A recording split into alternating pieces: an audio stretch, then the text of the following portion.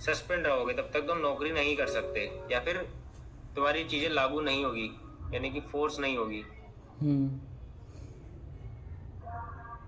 कब तक? जब तक तुम सस्पेंड रहोगे। और लेकिन टर्मिनेट मतलब क्या होता है कि एक बार अगर टर्मिनेट कर दिया तो खत्म।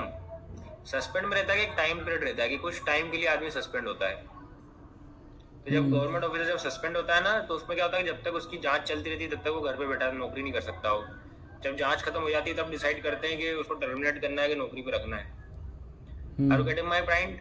Yes sir. Very good. Good in the mirror of the front of the world. ठीक है। Treaties are the central component of the international law. ठीक है, ट्रीटी क्या है? सेंट्रल कंपोनेंट, यानी कि मुख्य चीज है, मुख्य कंपोनेंट है इंटरनेशनल लॉ के अंदर।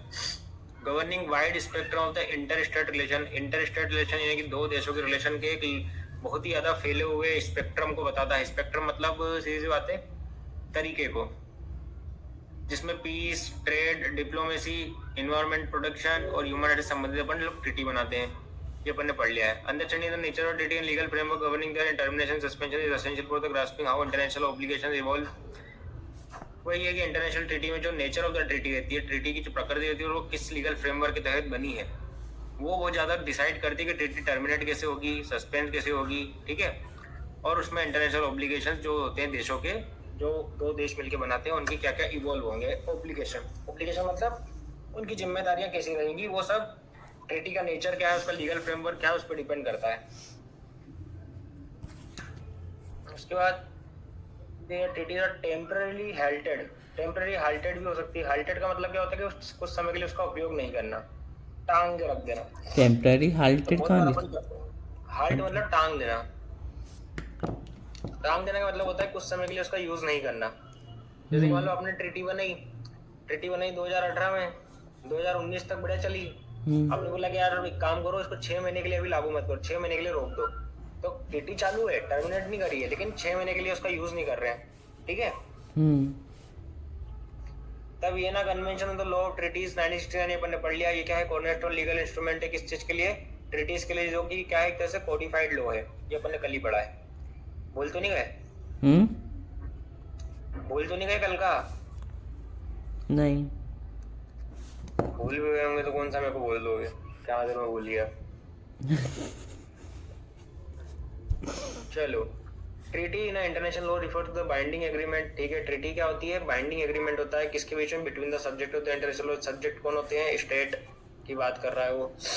प्राइमरली सोवरेन स्टेट, जो सोवरेन स्टेट होते हैं उनकी बात होती है। That is govern by the international legal norms. वो सारे देश, वो सारे सोवरेन स्टेट जो कि इंटरनेशनल लीगल नॉर्म्स यानी कि इंटरनेशनल कानून से बंधे हुए रहते हैं, उन दोनों के बीच में एग्रीमेंट जो करते हैं अपन इंटरनेशनल लॉ के तहत, उसे ट्रीटी कहते हैं। It reflect the consent of the parties. ठीक है। इसमें पार्टीज की कंसेंट होती है, म्यूचुअल लीगल ऑब्लिगेशंस होते हैं और राइट्स होते हैं। ट्रीटीज आर बायलैटरल भी होती है, यानी कि दो देशों की भी हो सकती है, और बहुत सारे मल्टीलेटरल यानी कि दो से ज्यादा देशों की भी हो सकती है। एंड में कैरियर डिफरेंट लाइक ये भी अपन ने कल पढ़ लिया कि इनके अलग अलग नाम हो सकते हैं। कन्वेंशन, अकॉर्ड्स, चार्टर, प्रोटोकॉल पढ़ा था अपन ने कल एक। ठीक है। तो ये सारी चीजें हो सकती है, but their legal effect depend on the substance not the title. ये उसका लीगल इफेक्ट क्या होता है, उसके कंटेंट पर डिपेंड करता है, ना कि उसके नाम पे। ये डेफिनेशन में अपन ने कल पढ़ ली है, इसको छोड़ दो, ये अपन ने कल ही पढ़ी है। टर्मिनेशन में अपन ने कल पढ़ लिया है, ये तो सेम है।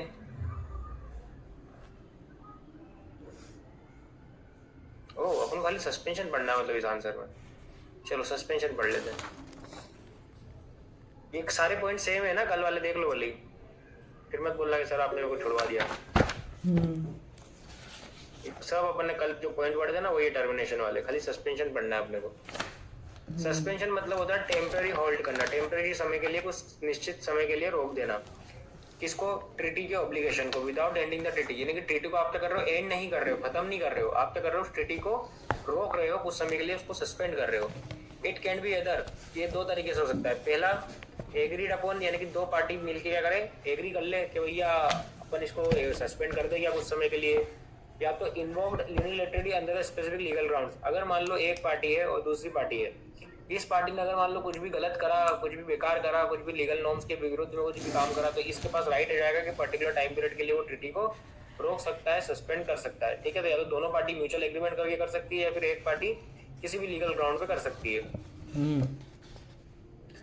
सस्पेंशन बाय एग्रीमेंट, एग्रीमेंट के थ्रू कैसे होता है? वही वाली बात है कि दो लोग आपस में मिलकर एग्री कर लेंगे कि अपन इतने समय के लिए उसको सस्पेंड कर देते हैं, तो कर दो। जैसे कि मान लो पॉलिटिकल टेंशन, वॉर की वजह से, जैसे कि अभी आपको पता है यूएसए में जब इंडिया का एग्रीमेंट हुआ था तो उसमें ये बोला गया था कि इंडिया है अब रशिया से ऑयल नहीं खरीदेगा, लेकिन यूएसए का ईरान से जब से वॉर शुरू हुआ तो यूएसए ने क्या बोला कि अब इंडिया जो है रशिया से वो ऑयल खरीद सकता है। तो इसने क्या करा कि जो इंडिया और यूएसए की ट्रीटी हुई थी उसको कुछ समय के लिए सस्पेंड कर दिया। कब तक के लिए? जब तक वॉर चल रहा है ईरान और यूएसए का। ठीक है sir 2 minute suspension by agreement. ठीक है ना? हाँ सर, और सर इसके ऊपर वाले 2 वाले पॉइंट ये तुमको नहीं आया समझ में? एग्रीड अपॉन द पार्टी, बता दो ना साहब। मेरे भाई ये देखो, पहले वाले पॉइंट के लिए मैंने ये वाला डायग्राम बनाया था कि दोनों देश मिलकर अगर आपस में एग्री कर लेते हैं तो वो सस्पेंड कर देंगे। खुद ही एग्री कर रहे हैं कि अपन एक काम करते हैं 6 महीने के लिए ट्रीटी को एप्लीकेबल नहीं करेंगे, तो सस्पेंड हो गई 6 महीने के लिए। या फिर इसमें मैंने एक और चीज बताई थी, अगर मान लो एक पार्टी, कोई भी एक देश कुछ गलत करता है, लोग के अगेंस्ट कुछ करता है, तो दूसरी पार्टी के पास क्या लीगल ग्राउंड होता है उसको सस्पेंड करने का। सपोज अपन दोनों के बीच में कॉन्ट्रैक्ट हुआ और तुमने कॉन्ट्रैक्ट के वायलेशन में कुछ काम करा, तो मेरे पर राइट आ गया कि मैं आपसे उस कॉन्ट्रैक्ट को सस्पेंड कर सकता हूँ। ऐसा समझे? कहाँ रह गए थे तुम? अभी तो बताया था मैंने।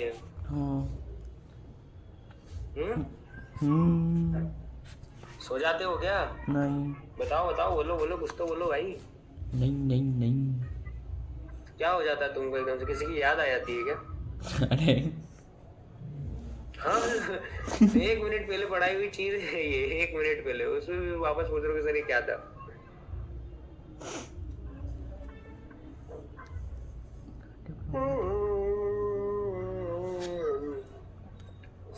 चलिए, डिप्लोमेटिक ट्रीटीज में भी suspend during the armed conflict, यानी कि दो देशों के बीच की जब डिप्लोमेटिक ट्रीटी होती है, जब उन देशों में आर्म्ड कॉन्फ्लिक्ट चलता रहता है, यानी कि हिंसा चलती रहती है, हथियारों से के साथ साथ हिंसा, दंगे वगैरह चलते रहते हैं, तब भी अपन ट्रीटी को सस्पेंड कर सकते हैं।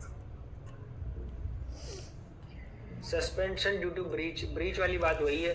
मान लो एक पार्टी है, उसने पूरे कॉन्ट्रैक्ट का ब्रीच कर दिया, तो दूसरी पार्टी के पास राइट आ चुका है कि वो पूरी ट्रीटी को सस्पेंड कर सकती है। ये सेम टर्मिनेशन जैसा ही है, इसमें लिखा ना, टर्मिनेशन में भी वो नहीं पड़ा था। पार्शियल सस्पेंशन क्या होता है देख लेते हैं।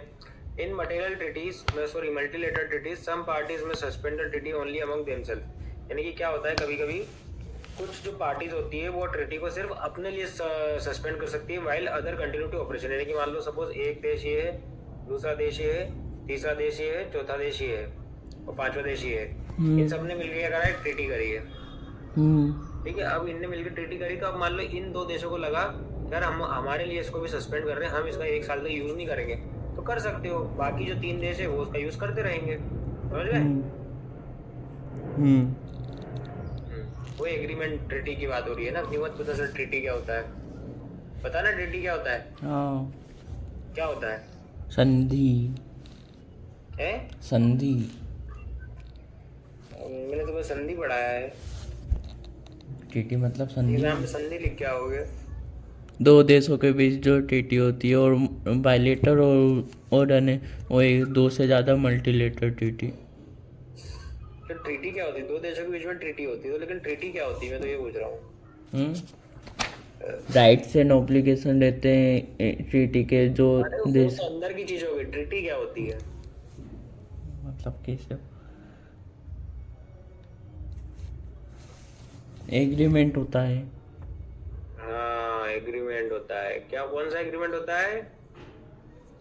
Vienna convention. देखो इंटरनेशनल लॉ के अंदर एग्रीमेंट होता है बिटवीन द स्टेट्स या सब्जेक्ट। ठीक है, तो agreement under the international law between the states is treaty. ठीक है जी।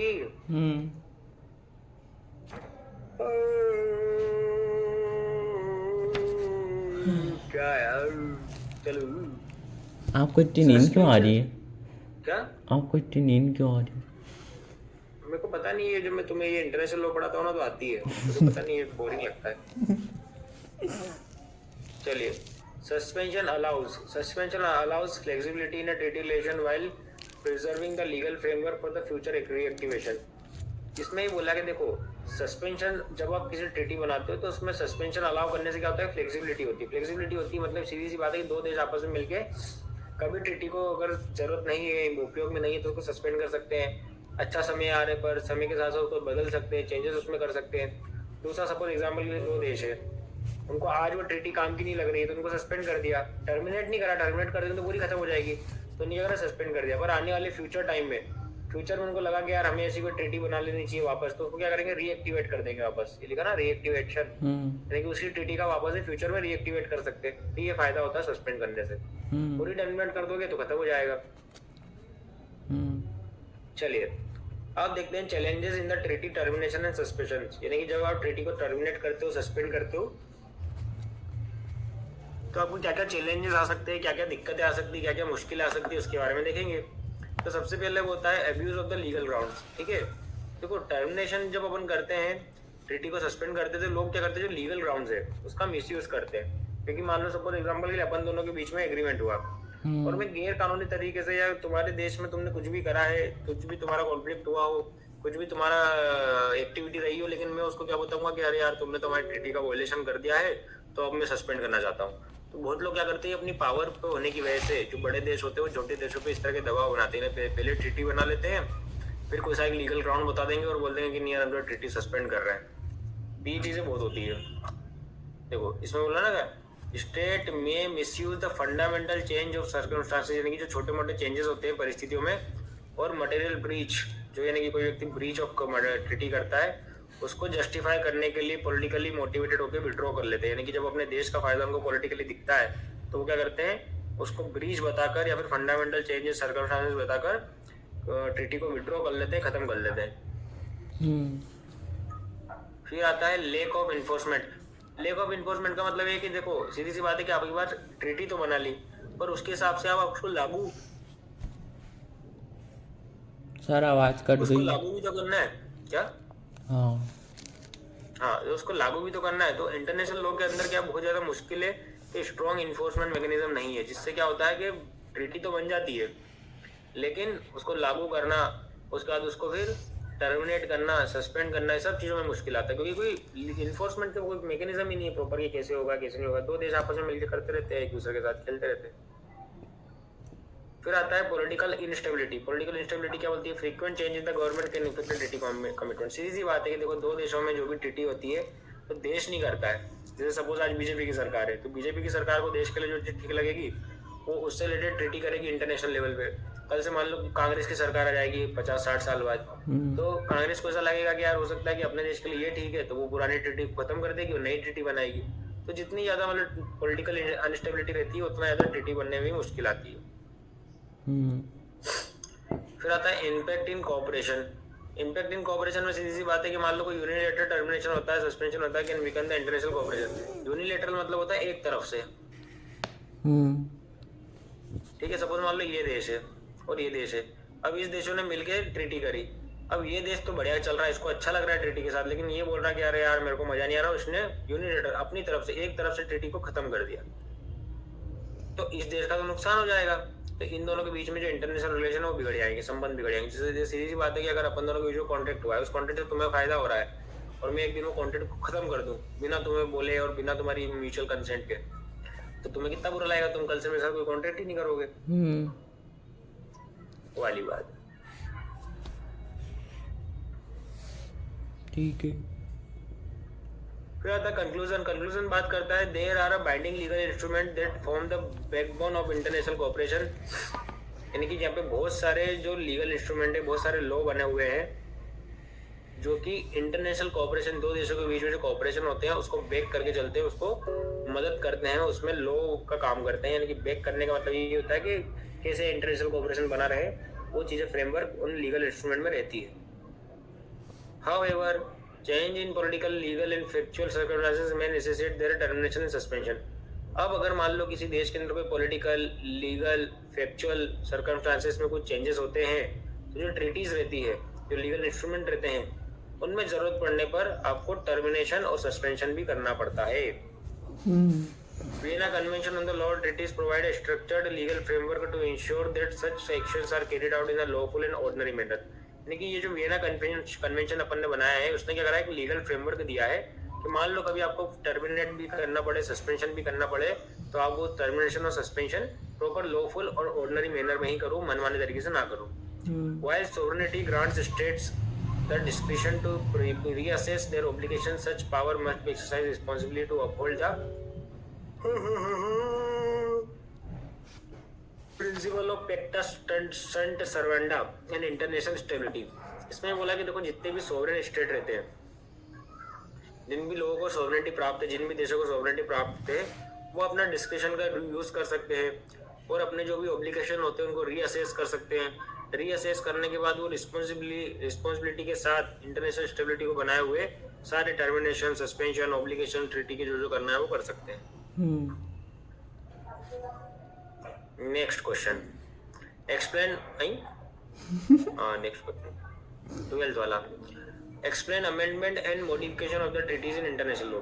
किस तरीके से ट्रीटी को अमेंड किया जा सकता है और किस तरीके से ट्रीटी को वो किया जा सकता है, क्या किया जा सकता है, मॉडिफिकेशन किया जा सकता है।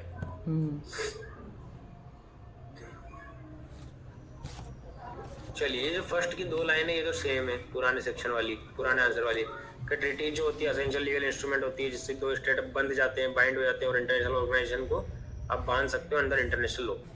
इसमें तो कोई दम नहीं है, तो पुरानी है। मेन शुरू होता है यहाँ से।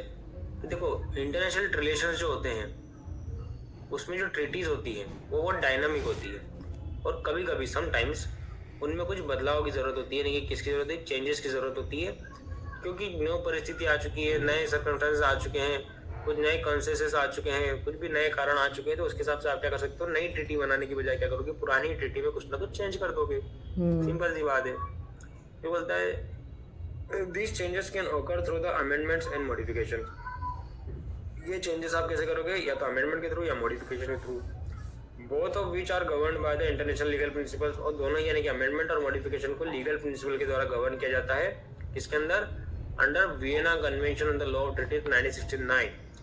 इसमें बताया गया है कि understanding how treaties are amendment, कैसे ट्रीटी को अमेंड किया जा सकता है, मॉडिफाइड किया जा सकता है, और वो किस तरीके से जो ट्रीटी है आने वाले समय के लिए भी रिलेवेंस रहती है और उसकी लीगल वैलिडिटी बनी रहती है। क्योंकि आने वाले समय में अगर कुछ परिस्थिति चेंज हुई है, कुछ चेंज करना है आपको, तो ट्रीटी को में चेंज कर दो, नई ट्रीटी मत बनाओ, तो लंबे समय तक वो ट्रीटी आपकी बनी रहेगी। चलिए, मीनिंग देखेंगे। मीनिंग में जो सीधी सी बात है, उन्होंने बोला कि जो ट्रीटीज होती है वो स्टैटिक नहीं है, मतलब हमेशा एक जैसी बनी नहीं। स्टैटिक का मतलब होता है एक जैसा बना रहना, तो ट्रीटी हमेशा एक जैसी नहीं रहती है, वो समय के साथ साथ बढ़ती है, इवॉल्व होती है, उसमें पॉलिटिकल, सोशल, टेक्नोलॉजिकल डेवलपमेंट होते हैं, उनके साथ साथ ट्रीटीज भी चेंज होती है। तो उससे आप क्या कर सकते हो, जो ट्रीटी है उसमें जो भी दो देशों की जिम्मेदारी है, जो भी राइट्स एंड ऑब्लिगेशन है, उसको क्या कर सकते हो, एक्सपांड कर सकते हो, यानी कि बढ़ा सकते हो। सपोज मान लो 2 देश है, इनकी बताया गया था कि भैया तुम्हारी 8 जिम्मेदारी है, तुम्हारी भी 8 जिम्मेदारी है, लेकिन 2 साल बाद कुछ परिस्थितियां बदली, तो इन्होंने बोला कि काम करो 5-5 जिम्मेदारी और बढ़ा लो, 5 तुम ले लो, 5 तुम ले लो।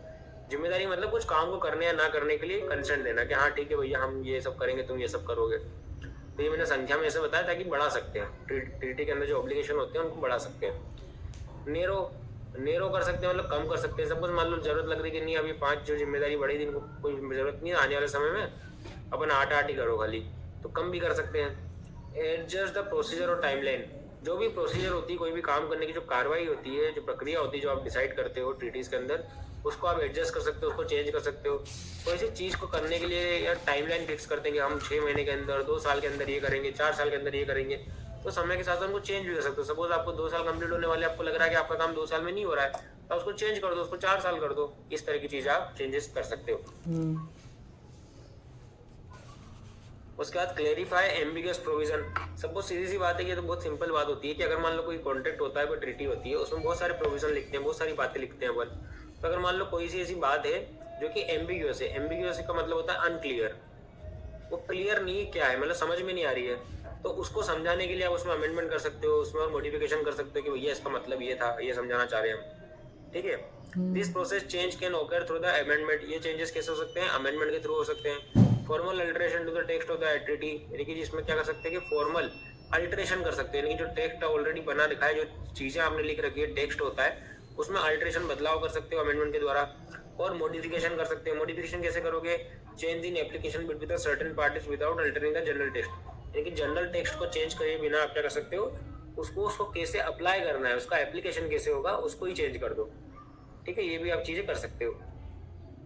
उसके बाद आता है डेफिनेशन, बताएगा अमेंडमेंट और मॉडिफिकेशन। दोनों का मतलब आपको पता होगा। अमेंडमेंट का मतलब होता है संशोधन, संशोधन का मतलब होता है कि किसी भी तरीके से फॉर्मल रिवीजन टेक्स्ट को क्या करना, बदल देना, अल्टर कर देना। किसके अंदर? ट्रीटी के अंदर, about it's legal obligation. 2 minute रुकना, मेरा कॉल आ रहा है बहुत इंपॉर्टेंट, मोदी जी का आएगा शायद। Hello, good morning sir. बस सर बढ़िया, बस सर क्लास चल रही। हाँ अभी शुरू करी मैंने यार। नहीं आप बताइए। अच्छा अच्छा, हाँ हाँ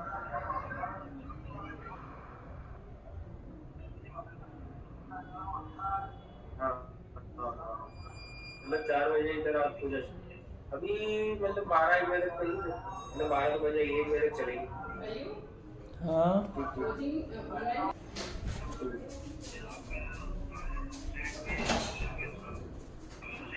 हाँ हाँ आ जाएंगे ना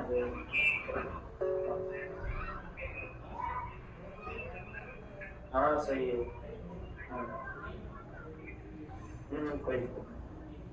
ठीक ठीक ठीक है।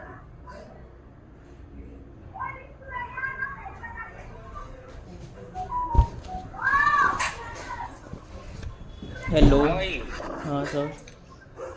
चलो।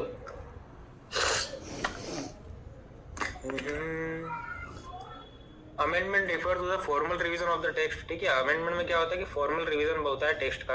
रिवीजन करने का मतलब समझते हो ना? बता दो सर, रिवीजन मतलब वापस से।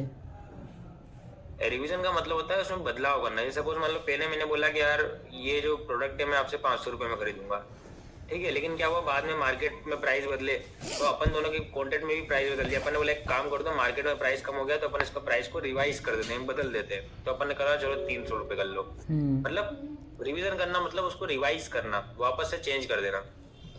ठीक है, अब इसमें अमेंडमेंट का मतलब ये होता है कि जो टेक्स्ट होता है, फॉर्मल जो कंटेंट होता है ट्रीटी के अंदर का, उसको रिवाइज कर देते हैं, रिवीजन कर देते हैं, उसको अल्टर कर देते हैं। उसके लीगल ऑब्लिगेशन जो रहते हैं, 2 देशों के बीच की जो जिम्मेदारियां होती हैं, उनमें कुछ चेंजेस कर देते हैं। This change become binding on the party that accept the amendment. ठीक है, यानी कि जो पार्टीज रहती हैं उनके ऊपर बाइंडिंग होते हैं जो लोग अमेंडमेंट को एक्सेप्ट करते हैं। जैसे कि एग्जाम्पल के लिए ये देश है, ठीक है, इन देशों ने मिलकर क्या करा है, ट्रीटी करी है। अब जो ये ट्रीटी करी है उसमें कुछ अमेंडमेंट के बाद सिर्फ इसने और इसने अमेंडमेंट को एक्सेप्ट करा है, इन दोनों ने नहीं करा है। तो जो अमेंडमेंट हुआ है वो इन दोनों के ऊपर अप्लाई नहीं होगा। जिन लोगों ने एक्सेप्ट करा है खाली वही लोग उससे बाइंडिंग होंगे। समझ गए? फिर होता है modification. Modification involve the adjustment to the application of the treaty between the specific parties. ठीक है, मॉडिफिकेशन में क्या होता है कि अपन एडजस्टमेंट कर लेते हैं एप्लीकेशन पे। एप्लीकेशन का मतलब जैसे कि मान लो अपन को पता है कि ये जो है, इसमें ये this changes become binding on parties, binding होगी party that accept the amendment. Accept the amendment मतलब, अरे भाई मेरे, ये मैंने क्या बताया यहाँ ये क्या बताया? बाइंडिंग ये रहेगी। लिखा ना कि 4 देशों के बीच में ट्रीटी हुई है, फिर बाद में कुछ अमेंडमेंट हुए हैं, तो 2 देशों ने एक्सेप्ट करा है और 2 देशों ने नहीं करा है। तो जिन देशों ने एक्सेप्ट करा है खाली उन्हीं के ऊपर वो अमेंडमेंट लागू होगा। ठीक है।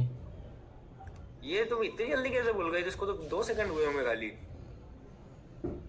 समझ ही तुम नहीं पक्का आया कुछ था। और पढ़ रहे होंगे ना? समझ ही नहीं आया था। अरे यार ऐसे कैसे हो सकता है? ये पक्का तुम कुछ और पढ़ रहे थे जब मैं इसको समझा रहा था, क्योंकि ये तो मैंने एकदम बताया ही सही और मैं नीचे आया। बहुत ही खतरनाक फोकस बिगाड़ते हो यार तुम, तुम्हारा सच में। मतलब मैं तुम्हें कुछ बताता रहता हूँ, तुम कुछ कहीं और ही ध्यान रहता है। तुम देखना भाई, लड़की देख रहे जाओ तो उसकी मम्मी को मत पसंद करके आया ना। बोले मैं तो मम्मी भी ध्यान दे रहा था, लड़की पे तो दे ही नहीं पाया, वापस चलो देखने। पापा को बोला कि मेरे को वापस बताओ, क्यों? बोले मेरे को समझ में नहीं आई, बताओ। पापा बोलेंगे बेटा लड़की है, कोई मोटरसाइकिल थोड़ी समझ में नहीं आई, पहले किक मार के दिखाओ, क्लच दबा के दिखाओ। क्या चलो, मॉडिफिकेशन क्या होता है? मॉडिफिकेशन में होता है जो उसका एप्लीकेशन होता है ट्रीटी का, ट्रीटी यानी कि जिस तरीके से अप्लाई होती है उसके ऊपर कुछ एडजस्ट कर लेते हैं, उसमें कुछ चेंजेस कर देते हैं विदाउट चेंजिंग द ट्रीटी। जो ट्रीटी होती है वो तो वैसे की वैसी रहती है, लेकिन उसका जो अप्लाई करने का तरीका है, वो ट्रीटी किस तरीके से अप्लाई होगी, किस तरीके से इफेक्ट होगा उसका, उसमें हम कुछ बदलाव कर लेते हैं, उसे मॉडिफिकेशन कहते हैं। These processes are distinct but ये serve the भी नहीं purpose of आया enabling treaties to remain effective and sir, मुझे relevant. नहीं आ रहा इससे क्या समझ होता है में, कि चीजें, हाँ, नहीं आ रहा समझ में, मोड़ी नहीं आया। नहीं आया। तुम्हारी नींद पूरी हुई कि नहीं पहले ये बताओ तुम। हुई है। अच्छा, हाँ। चाय पी ली? चाय नहीं पीता। चाय, चाय पिया करो तुम। मेरे को अब समझ में आया तुम्हारा दिमाग इतना स्लो भी। चाय पिया करो। चाय में रहती जड़ी बूटी आयुर्वेदिक, उससे दिमाग तेज चलता है। अच्छा। देखो बेटे, इसमें बोला है कि एक ट्रीटी है, एग्जाम्पल के लिए कॉन्ट्रैक्ट है। ये कॉन्ट्रैक्ट दो देशों के बीच में बन गया है, तो ये तो वैसा का वैसा ही है। लेकिन 2018 से लेके 2019 तक इसको अप्लाई करने का तरीका अलग था। लेकिन अब 2020 में कुछ परिस्थितियां बदली तो इसका अप्लाई करने का तरीका चेंज कर दिया। तो ये ट्रीटी, ये कानून, ये कॉन्ट्रैक्ट किस तरीके से लोगों पर, उसकी जो पार्टीज है उस पर अप्लाई होगा, उसके तरीके पर अपन अगर चेंज कर देते हैं तो उससे मॉडिफिकेशन कहते हैं। ट्रीटी में चेंज नहीं करा अपन ने, ट्रीटी में चेंज कर देते तो वो अमेंडमेंट कहलाता। लेकिन अपन ने क्या करा कि जिस तरीके से वो अप्लाई होती है देशों के ऊपर, सिर्फ उसमें चेंज करा है, प्रोसेस पे चेंज करा है। समझ गए? ठीक है। तो वो मॉडिफिकेशन है। Are you getting? Yes sir. चलो, टाइप्स ऑफ ट्रीटीज। ट्रीटीज कैसी कैसी होती है देखेंगे। Understanding treaties type is crucial. ठीक है, उसका मॉडिफिकेशन अमेंडमेंट समझने के लिए अपन को ट्रीटीज को समझने के लिए जरूरी है कि उसका टाइप समझे। एक होता है बायलैटरल ट्रीटी। बायलैटरल मतलब दो पार्टी के बीच में तो होता है, तो उसमें जो चेंजेस करने होते हैं वो क्या कर सकते हैं? Mutual consent. दो पार्टी अपने म्यूचुअल कंसेंट से भी चेंजेस कर सकते हैं। लेकिन जो मल्टीलेटरल ट्रीटी होती है उसमें क्या होता है? 3 या मोर पार्टीज रहती है, यानी कि 2 से ज्यादा पार्टीज रहती है हमेशा। तो उसमें जो अमेंडमेंट और मॉडिफिकेशन होते हैं वो बहुत कॉम्प्लेक्स होते हैं। क्यों? क्योंकि इसमें बहुत सारे देश सहमति देते हैं, बहुत सारे देश नहीं देते हैं। तो जनरली ऐसा देखा जाता है कि जो लोग सहमति देते हैं उनके ऊपर अप्लाई कर दो, जो लोग सहमति नहीं दे उनके ऊपर मत अप्लाई करो अमेंडमेंट को। एग्जाम्पल के लिए यूनाइटेड नेशन चार्टर जो है वो क्या है? मल्टीलेटरल है। मल्टीलेटरल उसमें कम से कम 190 देशों ने साइन कर रखा है, तो वो क्या मल्टीलेटरल है। और पेरिस एग्रीमेंट क्या है? Paris permits update through the conference of the parties. इसमें क्या हुआ था? जो भी अपडेट वगैरह होते हैं वो कैसे की जाती है? कॉन्फ्रेंस के द्वारा की जाती है।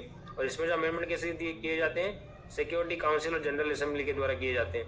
अब इसमें भी दोनों में चीजें रहती है कि भैया जो देशों को मानना है वो माने, साइन करे अमेंडमेंट में, जिसको नहीं मानना है वो ना माने। अब अमेंडमेंट के बारे में प्रोविजन कहाँ दिया हुआ है? आर्टिकल 39 और 40 है Vienna convention of the law of treaties में। इसमें आर्टिकल 39 में बोला गया है कि the treaty may be amendment by the agreement between the parties, यानी कि दो पार्टीज एग्रीमेंट करके, जैसे सपोज ये तो आपने बना ली ट्रीटी, इसको तो बोलते हैं अपन ट्रीटी। लेकिन अब इसमें अपन को जो अमेंडमेंट करना है तो दोनों पार्टी मिलकर जिसने ट्रीटी बनाई थी वो एक नया एग्रीमेंट कर लेंगे और नए एग्रीमेंट में बता लेंगे कि हम पुरानी वाली ट्रीटी में ये चेंजेस करना चाहते हैं। बस इसके की प्रिंसिपल्स क्या है? इसमें कंसेंट होनी चाहिए सभी पार्टीज की। ठीक है, जब तक अगर ट्रीटीज की जिन पार्टी ने बनाई उनकी जब तक कंसेंट नहीं होगी तब तक आप अमेंडमेंट नहीं कर सकते। The process must comply with the procedure rule set out in the treaty, यानी कि अमेंडमेंट करने का प्रोसेस वही रहेगा जो आपकी ट्रीटी में आपने दे रखा है। यानी कि जब आपने जब ट्रीटी बनाई थी तो उसमें अमेंडमेंट क्लोज डाला होगा कि अगर हमको ट्रीटी में कुछ अमेंडमेंट करना होगा तो हम कौन सी प्रोसेस का यूज करेंगे। तो जो आपने ट्रीटी के टाइम पे डाला होगा उसी प्रोसेस का यूज करके आपको ट्रीटी को अमेंड करना है।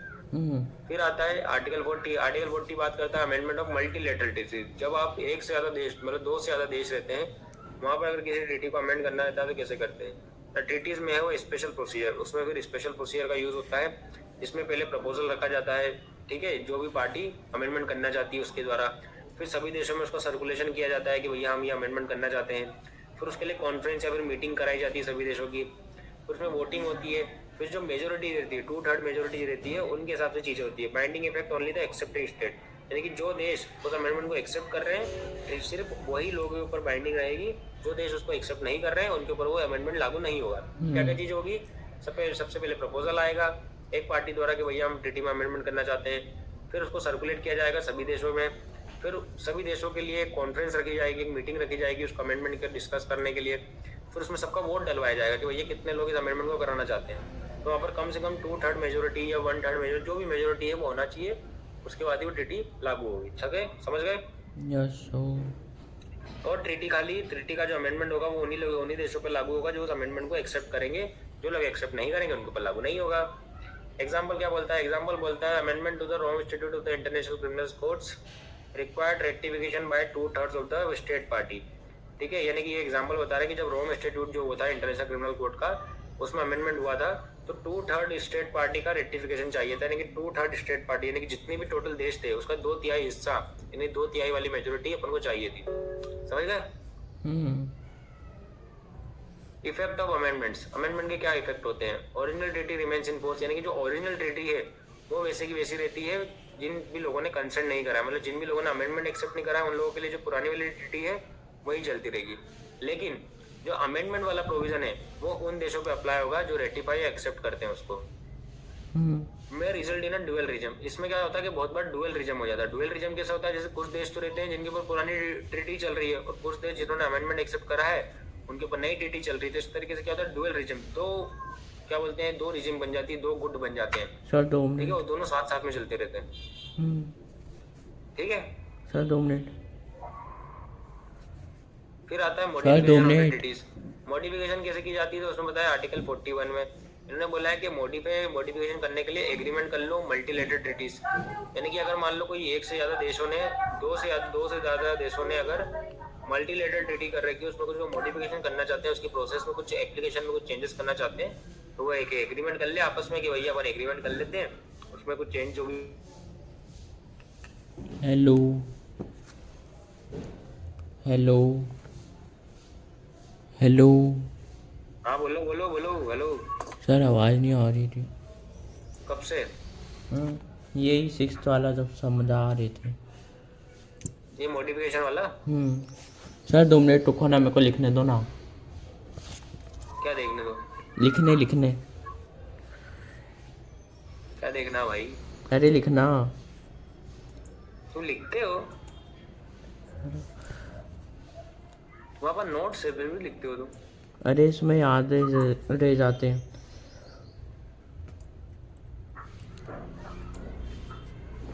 अच्छा तुम लिखने में रह जाते हो, मेरे को अब समझ में आ रहा है। तो फिर क्या करूं? ठीक है सर। स्क्रीन नहीं दिख रही। ये 6 वाला पॉइंट मैंने जो शुरू करा वो समझ में नहीं आया होगा ना? उसमें वो आवाज़ ही नेटवर्क में से बंद हो गया था। कोई बात नहीं, देखो इसमें बोला गया है कि आर्टिकल 41 जो होता है, काई का आर्टिकल 41 की बात कर रही है वियना कन्वेंशन की, जिसमें अपने ट्रीटीज के बारे में पढ़ते हैं। तो वियना कन्वेंशन में आर्टिकल 41 बोल रहा है कि देखो मॉडिफिकेशन हो सकता है मल्टीलेटरल ट्रीटीज का बाय एग्रीमेंट। ठीक है, इसमें बोला कि दिस अलाउ इंटर से मॉडिफिकेशन। इंटर से मॉडिफिकेशन मतलब जो पार्टीज होती हैं जो कि मल्टीलेटरल ट्रीटीज करती है, जो 2 से ज्यादा देश होते हैं जो मल्टीलेटरल ट्रीटीज करते हैं, वो इसमें मॉडिफिकेशन कर सकते हैं। कैसे करेंगे? देखो modification must not affect the right and obligation of the party. Sir screen नहीं दिख रही है। कर रहे हैं हाँ, स्क्रीन नहीं दिख रही है यार मेरी तरफ से तो क्लियर है भाई, थोड़ा सा नेटवर्क पकड़ो। मैं तो वाईफाई हॉटस्पॉट से कनेक्ट है, जियो भी है, पूरा नेट है मेरे पास। मेरा गड़बड़ कर रहा है, रुको 2 मिनट में मेरा वाला कनेक्ट करता हूँ, फोन से कनेक्ट कर लेता हूँ।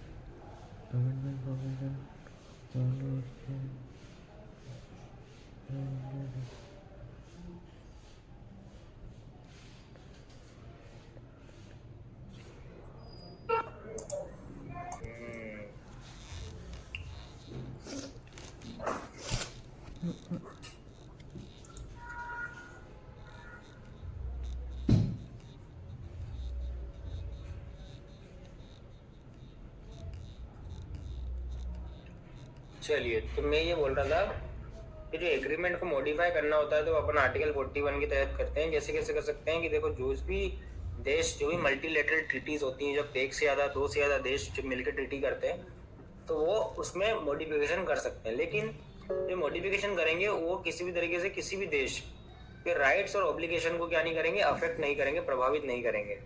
साथ में जो मॉडिफिकेशन कर रहे हो वो कॉन्ट्राडिक्ट नहीं होगा ट्रीटी के ऑब्जेक्ट से, यानी कि जिस भी पर्पस के लिए, जिस भी काम के लिए आपने ट्रीटी बनाई थी वो पर्पस चेंज नहीं होना चाहिए। अगर सपोज मान लो आपने मॉडिफिकेशन करके वो ट्रीटी का पर्पस ही चेंज कर दिया तो वो मॉडिफिकेशन एक्सेप्ट नहीं है। जैसे कि ट्रीटी बनाई आपने नदी के पानी के लिए कि भैया दो देश मिलकर नदी के पानी को उपयोग में करेंगे, और उसमें मॉडिफाई कर दिया आपने, और मॉडिफाई करके क्या कर दिया, बोलते कि एक काम करते हैं हम तो इस पर पुल बना लेते हैं। तो ये नहीं कर सकते। मेन काम है आपका पानी को यूज करना, इस पे पुल बनाना तो अलग उद्देश्य हो गया, ट्रांसपोर्टेशन का काम हो गया। तो ये इस तरीके से मॉडिफिकेशन आप नहीं कर सकते, समझ गए। यस सो उसके बाद है when modification are used. Modification used कैसे होते हैं, to create a regional arrangement. Regional arrangement का मतलब होता है, सपोज सीधी सी बात है कि जब कोई जनरल ट्रीटी होती है दो देशों के बीच में, तो उसमें कुछ भी आपको अरेंजमेंट करना है, कुछ भी आपको व्यवस्था समझनी है, चेंजेस करने हैं, हल्के फुल्के बदलनी है चीज़ें, तो आप मॉडिफिकेशन कर सकते हो। टेम्पररी और टेक्निकल एडजस्टमेंट करना पड़ते हैं। आपको मान लो कुछ समय के लिए, पर्टिकुलर टाइम पीरियड के लिए आपको कुछ चेंज करना है, टेम्पररी पीरियड के लिए, तो आप उसमें अमेंडमेंट ना करोगे। अमेंडमेंट कर दोगे तो वो परमानेंटली चेंज हो जाता है, हमेशा के लिए ट्रीटी के अंदर ही चेंज हो जाता है। और रीजनल का क्या था? क्या रीजनल अरेंजमेंट तो छोटे मोटे। रीजनल मतलब जैसे कि सपोज मान लो पर्टिकुलर कुछ एरिया से रिलेटेड, जैसे कि सपोज एग्जांपल के लिए ये एक देश है, ये एक देश है, इन दोनों के बीच में ट्रेड करने को लेके ट्रीटी हुई कि भैया हम लोग ट्रेड करेंगे, बिजनेस करेंगे। इन्होंने बोला कि आप जो भी ट्रेड करोगे हमारे देश में गुजरात है, ये गुजरात का जो समुद्री किनारा है वहां से लेके आओगे आप, ठीक है। तो ये अभी तक चल रहा था, लेकिन क्या हुआ कुछ समय के लिए गुजरात का जो समुद्री तट है, जो पोर्ट है, वो खराब है, वहाँ पे सुनामी आ गई, बाढ़ आ गई, पानी जाता है, खराब पानी, जो भी व्यवस्था गलत है। तो क्या करेंगे अपन, एक चीज बोलेंगे, काम करो भाई साहब आप गुजरात में मतलब मुंबई के पोर्ट पे ले आओ। ठीक है, अगर अपन ने अरेंजमेंट करा छोटा सा रीजनल, कि जगह बदल दी इधर से उधर, ठीक है। एक होता है टेम्पररी। टेम्पररी मॉडिफिकेशन मतलब कुछ पर्टिकुलर टाइम पीरियड के लिए कि भैया 6 महीने 2 महीने के लिए अपन को चीजें बदलनी है, बस अमेंडमेंट नहीं करेंगे, खाली पर टेम्पररी मॉडिफिकेशन कर लो, ट्रीटी जैसी वैसी रहेगी, बस ये जो सुविधा है, जो काम करने का तरीका है या कुछ भी उपयोगिता है, वो खाली टेम्पररी पीरियड के लिए चेंज करना है। एक होता है टेक्निकल एडजस्टमेंट। टेक्निकल मतलब टेक्निकल चीजें, सपोज मान लो कोई चीज आपने सोची थी कि हम तो ऑनलाइन करेंगे, आपको लग रहा है कि नहीं यार ऑनलाइन ठीक से नहीं हो रहा, मैन्युअली कर लो, ठीक है भैया, आज भी भेज दो, आज भी भेज के करवा दो, ठीक है। तो कुछ भी ऐसा टेक्निकल आप अरेंजमेंट करा सकते हो, एडजस्टमेंट करा सकते हो। फिर बोलता है to respond to the specific bilateral issues. कुछ स्पेसिफिक बायलैटरल इश्यूज होते हैं। बायलैटरल इश्यूज मतलब दो देशों के बीच में आपस में कुछ अगर इश्यूज चल रहे होते हैं, तो उसको सोल्व करने के लिए, उसको रिस्पॉन्ड करने के लिए आप अरेंजमेंट एडजस्टमेंट करके मॉडिफिकेशन कर सकते हो within the multilateral framework, ठीक है। एग्जाम्पल दिया है इन्होंने, देख लेंगे। Countries party to the free trade agreement में adjust tariff among themself without amending their entire agreement. सीधी सी बात है कि देखो ये जो देश है, इन देश ने मिलकर एक ट्रीटी बनाई, उसमें बोला कि आप हमारे यहाँ पे मुफ्त में व्यापार कर सकते हो, हम आपके यहाँ पे कर सकते हैं, लेकिन समय आने पर उनको जब जरूरत लगी तो उन्होंने टेरिफ लगा दिया। टेरिफ लगा दिया, कुछ चार्जेस लगा दिए, कुछ फीस लगा दी। तो पूरे ट्रीटी में अमेंडमेंट मत करो, खाली मॉडिफिकेशन कर लो कि भैया जो फ्री में चल रहा था उसको फ्री में नहीं करेंगे, अपन थोड़ा सा 50-100 रुपए दे के कर लेंगे। कब तक के लिए, बोले 1-2 साल तक के लिए कर लो, क्योंकि अभी थोड़ा सा क्या कोरोना चल रहा है, महामारी चल रही है, इनकम थोड़ी कम है, तो इस तरीके से पैसे के चार्ज वार्ज लगा दो। तो ये मॉडिफिकेशन आप कर सकते हो। फिर आता है लीगल इम्प्लीकेशन। जो मॉडिफिकेशन और जो आप ये अमेंडमेंट करते हो, इसका लीगल इम्प्लीकेशन क्या होते हैं, कानूनी रूप से क्या प्रभाव पड़ते हैं। तो इन्होंने बोला कि देखो जो मॉडिफिकेशंस होते हैं वो सिर्फ मॉडिफाइंग पार्टीज पे ही लागू होते हैं, यानी कि जो पार्टी मॉडिफाई करने में सहमत है वही उसी पे लागू हो। There are typically subject to notification and transparency requirement. जब भी मॉडिफिकेशन होगा तो उसका एक नोटिफिकेशन निकाला जाएगा कि भैया हमने ट्रीटी में मॉडिफिकेशन कर लिया, और उसमें हमेशा ट्रांसपेरेंसी रखी जाएगी कि कोई भी दिक्कत नहीं, कोई भी छुपा के नहीं करोगे, सबके सामने करोगे जो करना है। फिर आता है कंक्लूजन। कंक्लूजन बोलता है amendment and modification are essential legal tools that allow treaty to evolve with changing international needs, while amendment changes the treaty text and generally require a border level of the concerned modification allow flexibility for the certain parties without disrupting the overall treaty framework। इसमें उन्होंने बोला कि देखो जो ये amendment होते हैं, modifications होते हैं, ये बहुत एसेंशियल लीगल टूल्स है। सीधी सी बात है कि हर लॉ में, हर कॉन्ट्रैक्ट में सभी तरह का अमेंडमेंट और मॉडिफिकेशन होते हैं, इसमें कोई दिक्कत नहीं है। लेकिन इससे फायदा क्या होता है, ये ट्रीटी को अलाउ करता है, क्या अलाउ करता है, टू इवॉल्व, यानी कि समय के साथ बढ़ते रहना, इवॉल्व करने के लिए अलाउ करता है विथ चेंजिंग इंटरनेशनल नीड्स। परिस्थिति जब बदलती है, समय के साथ जब चीजें बदलती है, इंटरनेशनल जरूरतें बदलती है, तो उसके साथ ट्रीटीज भी बदल सकती है, इवॉल्व हो सकती है।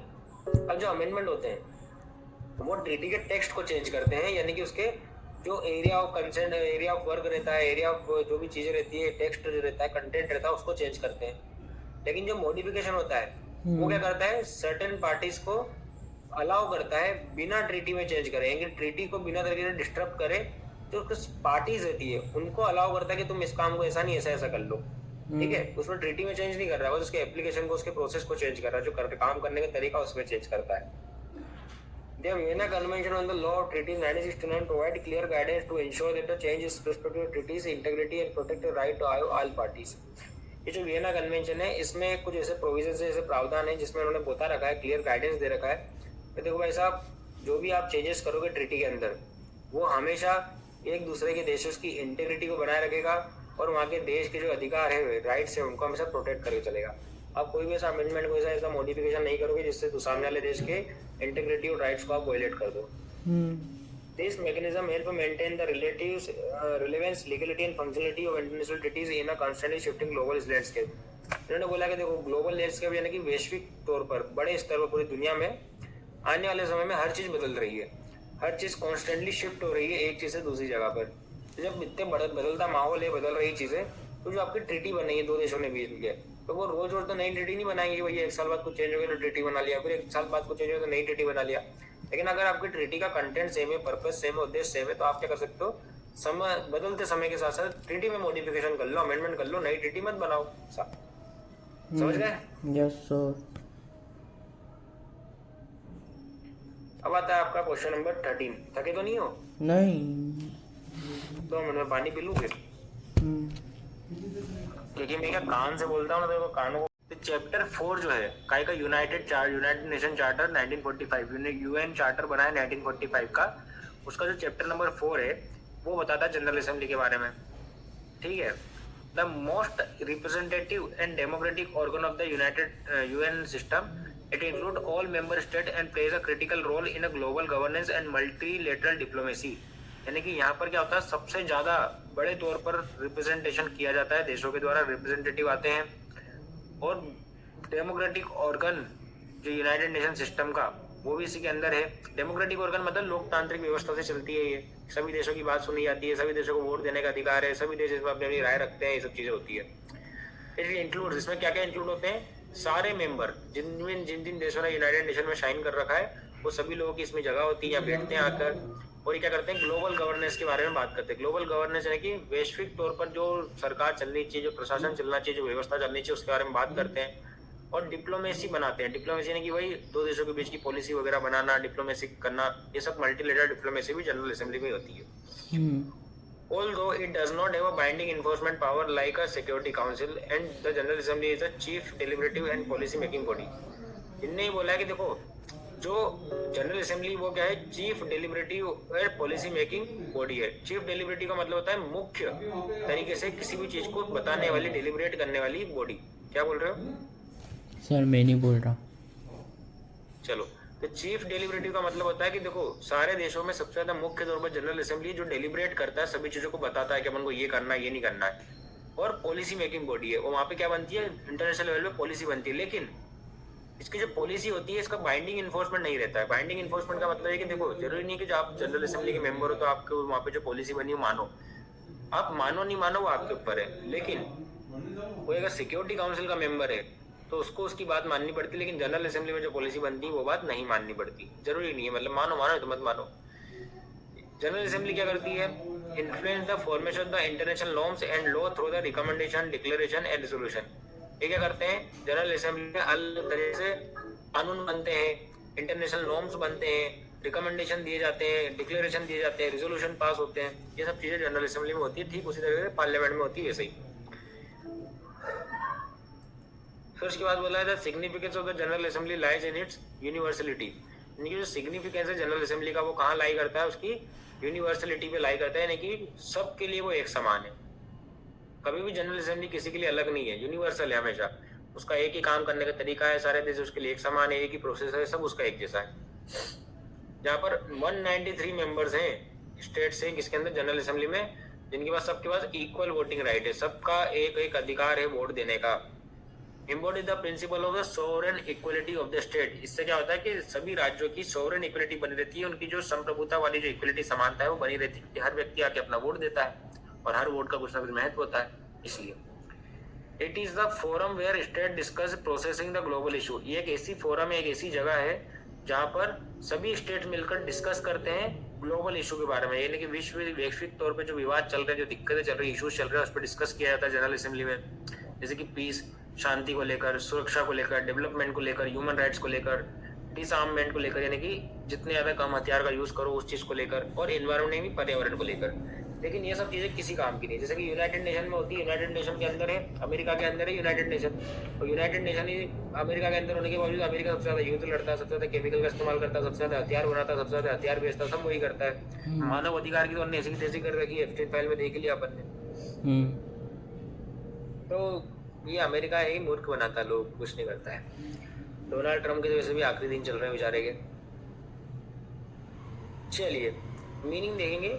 जनरल असेंबली प्रोवाइड्स, मीनिंग में तो तुमको क्या ही बताओगे जनरल असेंबली के बारे में, फिर भी देख लेते हैं। General assembly provides a platform for dialogue among nations on matters affecting the international community. General assembly क्या प्रोवाइड कराता है? एक प्लेटफॉर्म प्रोवाइड कराता है जिससे आप डायलॉग कर सको अमंग द नेशन, जो दूसरे देश मिलके आकर अपनी बात रख सके। डायलॉग का मतलब होता है अपनी बात रखना। जब सभी देश आकर एक जगह पर आकर अपनी बात रख सकते हैं, वो प्लेटफॉर्म है जनरल असेंबली। और किन किन चीज़ों पे बात कर सकते हैं? On a matter affecting the international community, अंतर्राष्ट्रीय स्तर पर जो भी बातें किसी न किसी देश को अफेक्ट कर रही, प्रभाव कर रही, वो अपनी बात आकर यहाँ पर रख सकता है।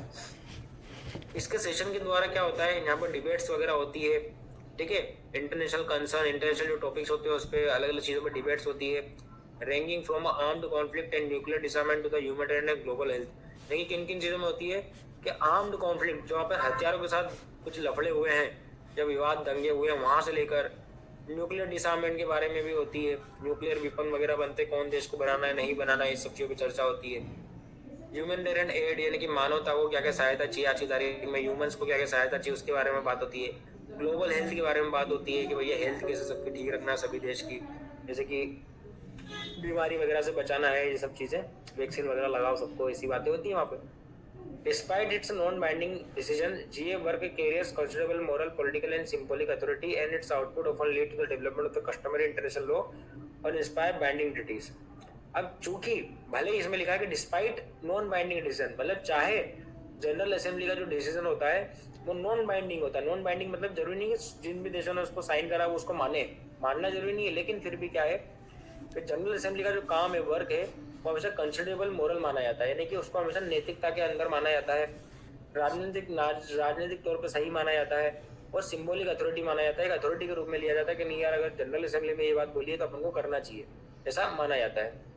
इट्स आउटपुट, यानी कि जो उससे रिजल्ट निकलता है, उससे क्या होता है कि कस्टमरी इंटरनेशनल लॉ जो होते हैं वो डेवलप होते हैं। यानी कि जब मान लो जनरल असेंबली में जनरल असेंबली ने कोई सी चीज़ डिसाइड कर दी है कि भैया ये ऐसा ऐसा काम होगा, तो उस काम को करने के लिए, इम्प्लीमेंट करने के लिए अलग अलग देश क्या करते हैं, अपने अपने कानून बना लेते हैं। जैसे कि जनरल असेंबली में यूनाइटेड नेशन में ह्यूमन राइट्स की बात होती है, सभी देशों ने अपने अपने ह्यूमन राइट्स के लॉ बना लिए। यूनाइटेड नेशन में अगर महिलाओं को लेकर बात हुई तो सभी देशों ने अपने अपने महिलाओं को लेकर अलग से कानून बना लिए। तो भले ही वो बाइंडिंग नहीं होता, लेकिन फिर भी क्या करते हैं लोग, जो अपना काम है, अपना डेवलपमेंट है कस्टमरी इंटरनेशनल लॉ का, उस तरीके से करते हैं कि भैया जनरल असेंबली में जो चीज़ चल रही है उसको मान लो अथॉरिटी की तरह, और इंस्पायर द बाइंडिंग ट्रीटीज। और जो ट्रीटीज वगैरह बनाते हैं दो देश मिलके, वो हमेशा यूएन जो जनरल असेंबली रहती है वहाँ की जो कानून पॉलिसी होती है उससे इंस्पायर होती है, उसी के हिसाब से बनाते हैं। समझ गए? Yes sir. Definition, UN charter in article 9 define the general assembly as follows. United UN charter में बोला है कि आर्टिकल 9 जो है उसमें जनरल असेंबली को कैसे डिफाइन किया गया है कि General Assembly shall consist the all the member of the United Nation. लेकिन जनरल असेंबली के अंदर यूनाइटेड नेशन के सारे मेंबर रहेंगे। Each member is one vote, हर देश अपना एक वोट दे सकता है। And decision on important matter required 2/3 majority. जब भी आपको कोई डिसीजन लेना रहता है कोई इंपॉर्टेंट मैटर पर, तो 2/3 मेजोरिटी होना चाहिए आपके पास। 2/3 मेजोरिटी समझते हो ना? ठीक है। The assembly can make recommendation on the international peace and security. जो जनरल असेंबली होती है वो अंतर्राष्ट्रीय सुरक्षा और शांति बनाए रखने के लिए रिकमेंडेशन देती है, सुझाव देती है, उसमें डिस्कस होते हैं। एंड अप्रूव बजट के लेकर, जैसे कि जितने भी बजट होता है यूएन का, यूनाइटेड नेशन का, उसको लेकर वहाँ पे डिस्कस होते हैं। एक elect member to UN organ, यानी कि कौन से नए देश को अपन को यूनाइटेड नेशन के ऑर्गन में जोड़ना है, उसके बारे में डिस्कशन होता है। Initiate studies to promote progressive development in international law को डेवलप करने के लिए वहाँ पर किस तरीके से स्टडीज होना चाहिए, किस तरीके से सुधार होना चाहिए, किस तरीके से काम होना चाहिए, उसके बारे में डिस्कशन करते हैं वो लोग। In essence the general Assembly is the parliament of nation. सीधी सी बात है कि इन असेंस देखा जाए तो जनरल असेंबली क्या है, एक देश की पार्लियामेंट की तरह है, where all sovereign states deliberate equally, यानी कि सभी देशों को वहाँ पर समान तौर पर रखा जाता है। समझ गए? Yes sir.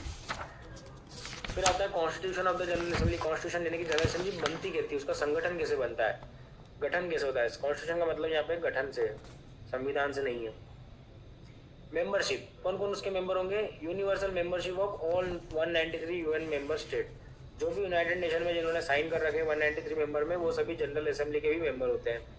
Each state has equal representation, हर स्टेट अपने यहाँ से अपने आप को इक्वली रिप्रेजेंट करता है। उसके बाद वोटिंग पावर भी बराबर होती है, चाहे वो कितना ही बड़ा हो, कितना ही उसका साइज हो, चाहे उसकी पॉपुलेशन कितनी हो, चाहे इकोनॉमिक स्ट्रेंथ कुछ भी हो, लेकिन हर देश का वोट बराबर गिना जाता है।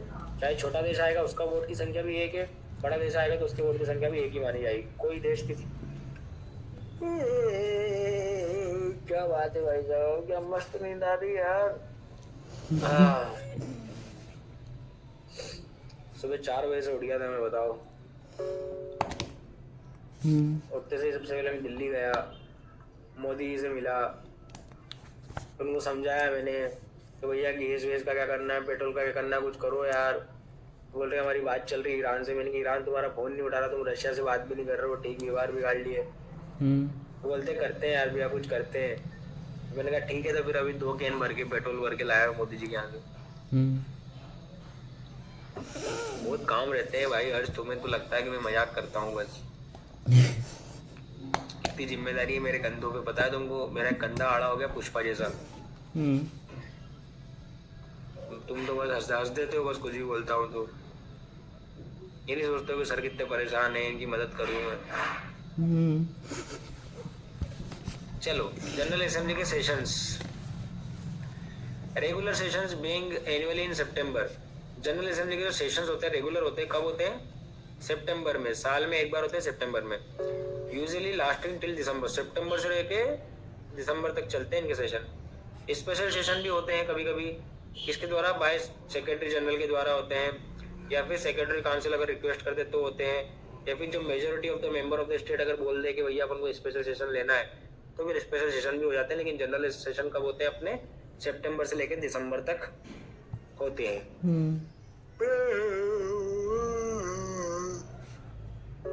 इसकी प्रेसिडेंसी, इसकी अध्यक्षता कौन करता है?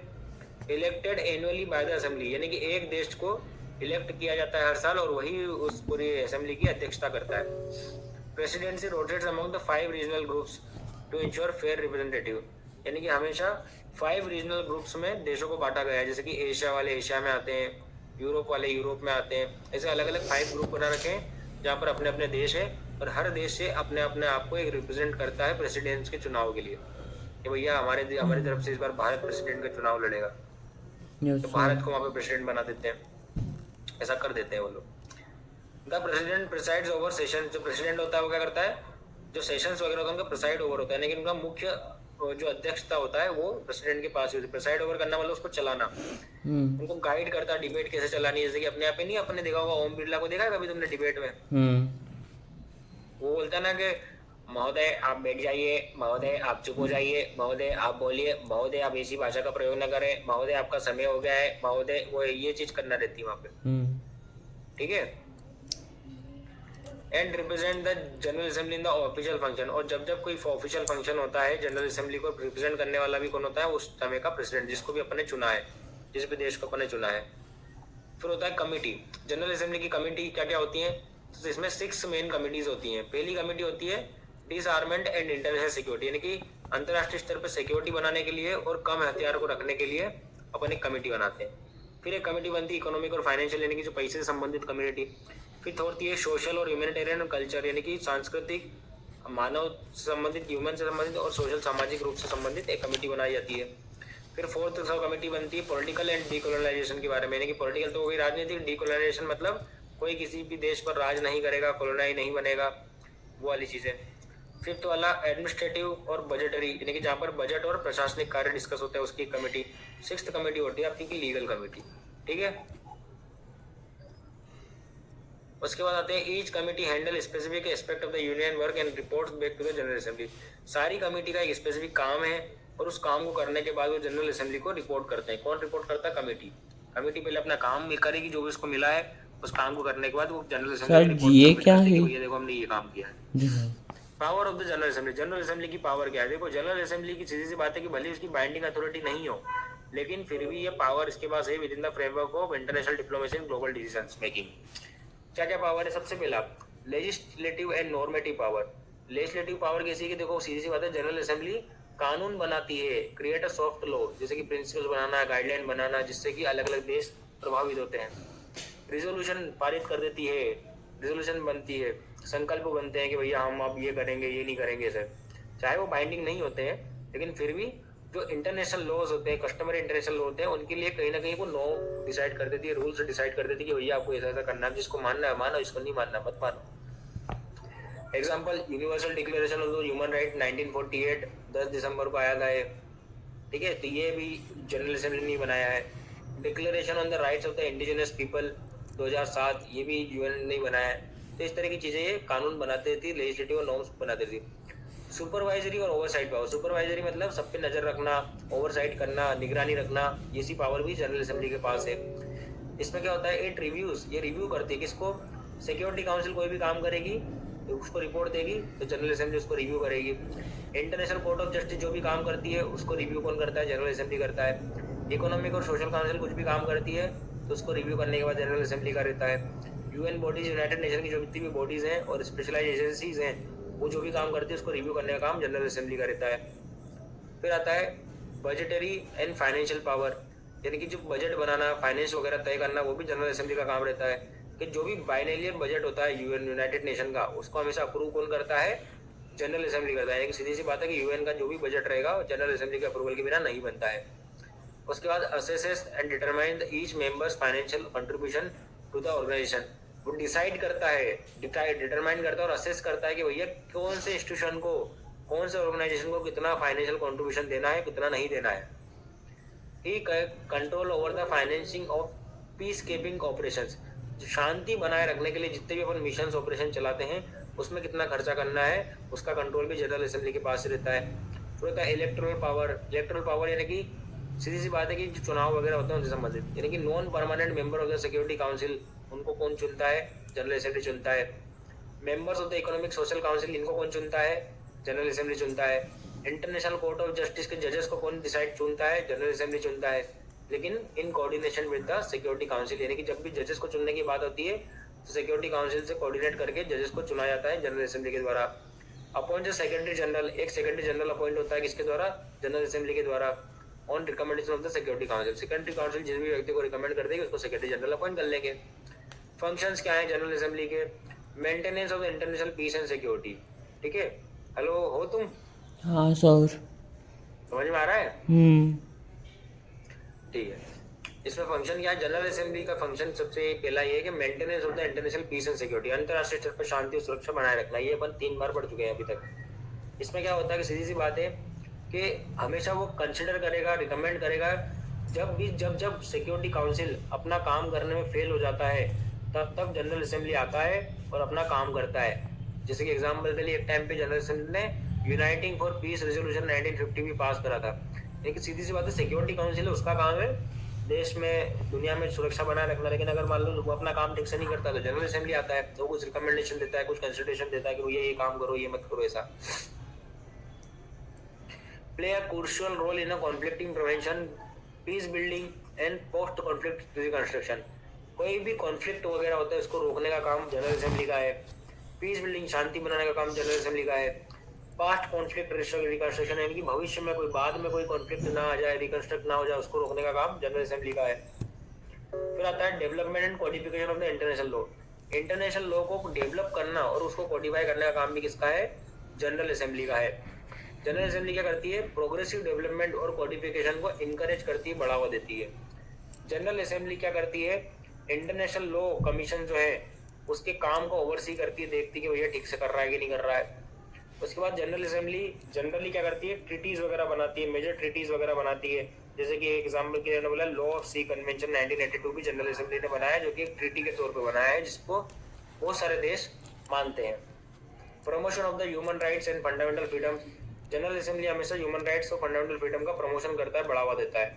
यानी कि बहुत सारे इंस्ट्रूमेंट यानी कि बहुत सारे लॉ जनरल असेंबली ने बना रखे हैं जो कि ह्यूमन राइट्स से रिलेटेड है और डिक्लेरेशन से रिलेटेड है, जैसे कि यूडीएचआर भी उसी का एक पार्ट है।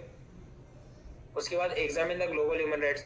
अगर मान लो किसी जगह पर कोई ह्यूमन राइट्स चल रहा है, ह्यूमन राइट्स का लॉ बना हुआ है, तो उसको एग्जामिन करना, वहाँ की सिचुएशन को एग्जामिन करना, और अगर मान लो किसी तरीके से कोई जो वायलेशन हो रहा है ह्यूमन राइट्स का, तो उसको एड्रेस करना, उसको बताना कि भैया ये मत करो through the country specific resolution. अगर उसको लगता है किसी एक देश में कोई पर्टिकुलर ज़्यादा ही ह्यूमन राइट्स का वायलेशन हो रहा है, तो उसके लिए अलग अलग से रेजोल्यूशन बना देते हैं, अलग से कानून बना देते हैं। Promotion of the international cooperation. International cooperation को प्रमोट करने का काम भी जनरल असेंबली का है। That coordinate among specialised agency. लेकिन कैसे इंटरनेशनल कोऑपरेशन कैसे होता है, अलग अलग एजेंसीज बना दी उन्होंने, जैसे कि वर्ल्ड हेल्थ ऑर्गेनाइजेशन बना दिया है, international level organisation. World health organisation health से संबंधित सभी देशों में जितने भी हेल्थ का ध्यान रखना है वो इसका काम है, वर्ल्ड हेल्थ ऑर्गेनाइजेशन का। इंटरनेशनल लेबर ऑर्गेनाइजेशन मतलब जहाँ जहाँ पर भी काम कराया जाता है, नौकरी कराई जाती है, लेबर काम मजदूरी कराई जाती है, वहाँ पर उससे संबंधित काम करने के लिए ऑर्गेनाइजेशन बना रखी है international labour organisation. United nation educational scientific and cultural organisation, यानी कि शिक्षा, साइंस और कल्चर, संस्कृति से संबंधित अपन ने ऑर्गेनाइजेशन बना रखी है जिसको बोलते हैं यूनेस्को। ये भी किसके अंदर आता है, इंटरनेशनल कोऑपरेशन करने के लिए ही होता है कि सभी देश मिलकर आपस में इसमें कोऑपरेट करें और मदद करें। ये भी जनरल असेंबली के अंदर ही आता है। Addressing global development and environment, हमेशा वैश्विक तौर पर विकास की बात करेंगे और एनवायरमेंट की यानी कि पर्यावरण की बात करेंगे। Adopt resolution and declaration supporting sustainable development goals. Sustainable development का मतलब होता है लंबे समय तक आने वाला गोल, जो कि लंबे समय सस्टेन रहे। जैसे कि उसका कहना है कि आज 2026 से 2030 तक अगर तुम कुछ करोगे तो उसका फायदा तुम्हें 2050 तक मिलेगा।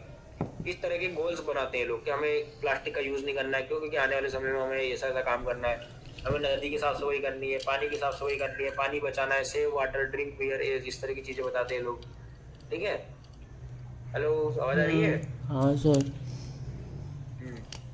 क्लाइमेट एक्शन आते हैं, अलग अलग क्लाइमेट एक्शन यानी कि वातावरण और जो भी मौसम रहते हैं उनमें सुधार करने के लिए अलग अलग एक्शन लिए जाते हैं जनरल असेंबली के द्वारा।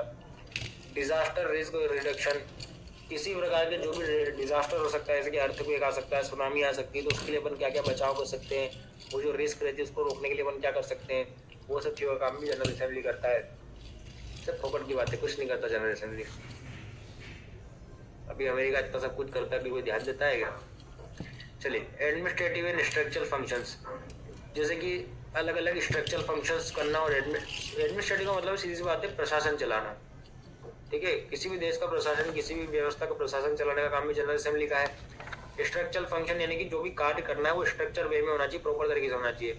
इन्होंने क्या करा, जैसे कि ह्यूमन राइट्स काउंसिल बना दिया, यानी कि ह्यूमन राइट्स का काम सारा ह्यूमन राइट्स काउंसिल देखेगी। पीस बिल्डिंग कमीशन बनाने की, शांति बनाने का काम ये देखेगी।